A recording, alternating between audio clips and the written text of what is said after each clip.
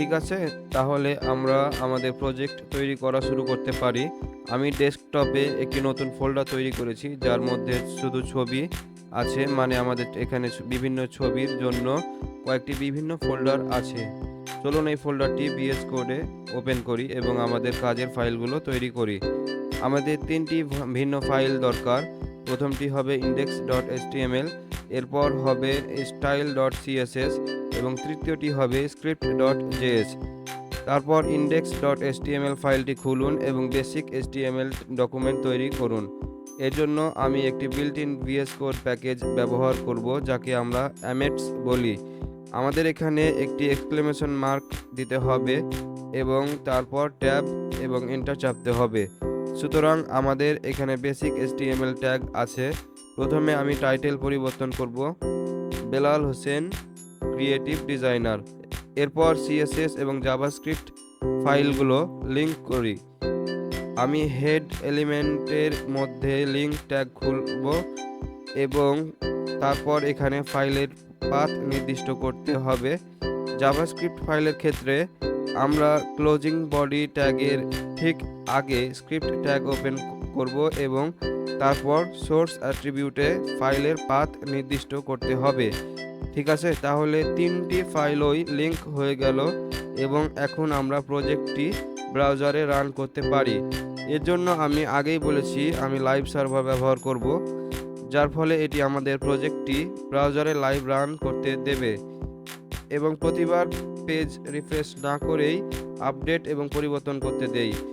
অবশেষে আমি ব্রাউজার এবং টেক্সট এডিটরকে এভাবে সাজাবো এবং আমরা কোডিং শুরু করতে পারবো। আমাদের এখানে একটি ভুল হয়েছে, HTML এ এল ছুটে গেছে। চলুন এটি রিনেম করে নিই। তাহলে প্রথমে আমরা এই ডার্ক ব্যাকগ্রাউন্ড তৈরি করব এবং কিছু কমন স্টাইল সেট করব। প্রথমে চলুন HTML মার্কআপ দিয়ে শুরু করি। চলুন কিছু কমেন্ট যোগ করি।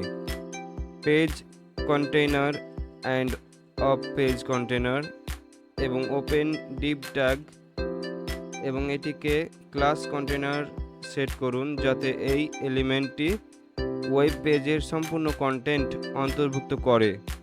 এরপর পেজ ব্যাকগ্রাউন্ডের জন্য আরেকটি ডিভ ট্যাগ তৈরি করব, কিন্তু প্রথমে এখানে নতুন কমেন্ট যোগ করি। আসলে আমি কোডকে কমেন্টস দিয়ে আলাদা রাখতে পছন্দ করি কারণ এটি আমাদের আরও পরিষ্কার এবং বোধগম্য কোড লেখার অনুমতি দেবে। তাই এখানে page busy end of page busy লিখুন। ঠিক আছে, এটা এখন হলো HTML মার্কআপ সম্পর্কে। চলুন CSS ফাইলে যাই। যেমন আমি বলেছি আমি কিছু কমন স্টাইল প্রস্তুত করতে যাচ্ছি, তাহলে এখানে নতুন কমেন্ট যোগ করি।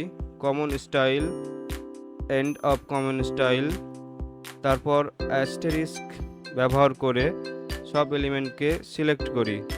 সুতরাং প্রথমে আমি সব এলিমেন্ট থেকে ডিফল্ট মার্জিন এবং প্যাডিং সরিয়ে দেব, উভয়কেই 0 করব। তারপর আমি বক্স সাইজিংকে বর্ডার বক্স করব। এক্ষেত্রে প্যাডিং এবং বর্ডার আবার এলিমেন্টের সাইজের সমান হবে। পরবর্তীতে আমি লিঙ্কগুলো থেকে ডিফল্ট আন্ডারলাইনটি সরিয়ে দেব, তাই আমাদের টেক্সট ডেকোরেশনে ব্যবহার করতে হবে এবং ভ্যালু নান দিতে হবে। এছাড়াও আমি লিস্ট আইটেমগুলো থেকে ডিফল্ট বুলেটগুলো সরিয়ে দিতে চাই। চলুন লিস্ট স্টাইল টাইপকে নান সেট করি। তারপর আমি এলিমেন্টগুলো থেকে ডিফল্ট আউটলাইন সরিয়ে দেব, এটিকে নান সেট করব। আসলে আউটলাইন বলতে বোঝায় যে বর্ডারটি তখন দেখা যায় যখন আমরা ফর্ম এবং বাটনগুলোকে ফোকাস করি। তাই শেষ টপিক হিসেবে আমি ফন্ট ফ্যামিলি নির্ধারণ করব। সারা প্রজেক্ট জুড়ে আমরা দুটি ভিন্ন গুগল ফন্ট ব্যবহার করব, তাই চলুন গুগল ফন্টস ওয়েবসাইটে যাই। তাই প্রথম ফন্ট যা আমি খুঁজছি তা হলো জুরা। ফন্টটি ব্যবহার করার জন্য আমরা সব স্টাইল সিলেক্ট করব। ফন্টটি লিংক করার জন্য আমাদের দুটি উপায় আছে। আমরা হয় এখান থেকে লিংক কপি করে এইচটিএমএল ফাইলের হেড এলিমেন্টে পেস্ট করতে পারি, অথবা ইম্পোর্টসে ক্লিক করে এই ইউআরএলটি কপি করে সিএসএস ফাইলে পোস্ট করতে পারি। সুতরাং এই ফন্টটি আমাদের ডিফল্ট হবে। চলুন প্রতিটি এলিমেন্টের জন্য এটি নির্ধারণ করি। আমাদের এখানে ফন্টের নাম জুরা এবং সান সেরিফ দরকার। ঠিক আছে, পরবর্তী ফন্ট যা আমি খুঁজছি তা হলো পপিন্স। তারপর লিঙ্কটি কপি করে সিএসএস ফাইলে পেস্ট করুন। ঠিক আছে, তাহলে এই সব স্টাইল প্রজেক্ট জুড়ে তৈরি হওয়া প্রতিটি এলিমেন্টে প্রয়োগ হবে।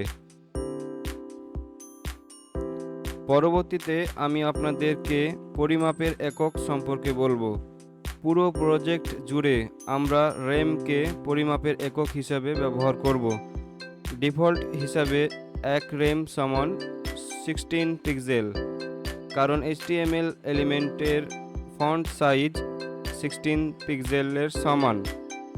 আমি এক রেমকে 10 পিক্সেলে রূপান্তর করতে চাই, কারণ আমার মনে হয় এটি হিসাব করতে আরও সুবিধাজনক এবং সহজ হবে।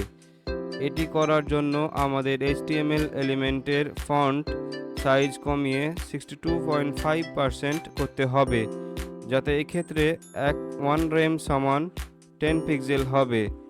ঠিক আছে, এখনই কমন স্টাইল সম্পর্কে এটাই ছিল। চলুন ব্যাকগ্রাউন্ড নিয়ে কথা বলি।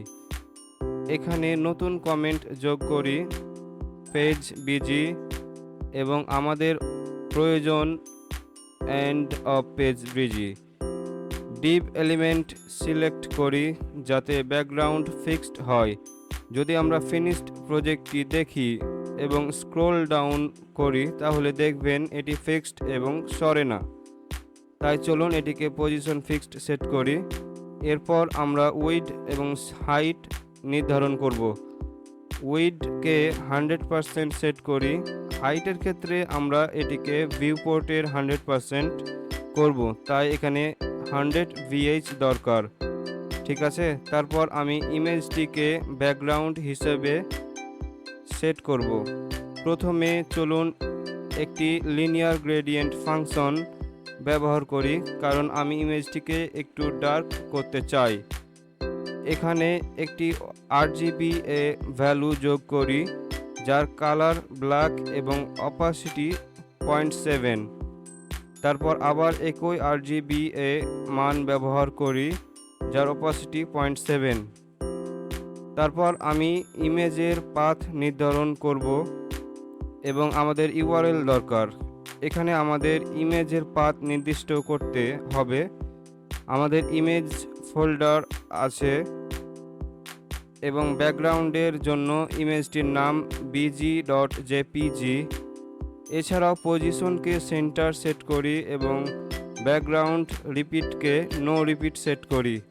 শেষ পর্যন্ত আমাদের ব্যাকগ্রাউন্ডের সাইজ নির্ধারণ করতে হবে। চলুন এটির ভ্যালু কাভার সেট করি। ঠিক আছে, তাহলে এখানে আমাদের ফুল স্ক্রিন ব্যাকগ্রাউন্ড ইমেজ আছে। এরপর আমি আপনাদেরকে কার্সার সম্পর্কে বলবো, তাহলে চলুন এগিয়ে যাই।